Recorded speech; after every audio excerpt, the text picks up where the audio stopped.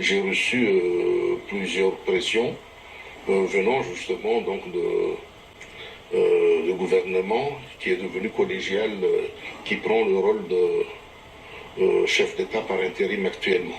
Ça venait de plusieurs personnes. Et c'était surtout quelques membres de ce gouvernement.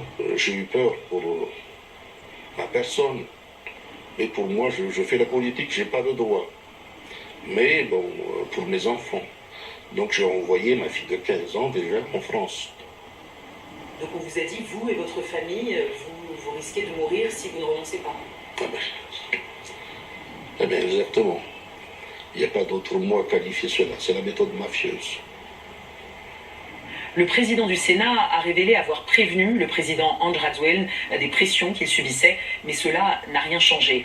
Quelques semaines après cette démission forcée, il affirme qu'on a voulu le mettre définitivement hors jeu. Il accuse le conseiller spécial du président sortant, Jean-André Soudz, et l'ancien sénateur Sylvain Rabetsaroun d'avoir fait pression pour qu'il accepte un poste d'ambassadeur et quitte le pays. Contactés, les deux accusés nient catégoriquement les faits. Le président du Sénat avait prévenu les Nations Unies des pressions qu'il subissait. Aujourd'hui, il demande à la communauté internationale de réagir.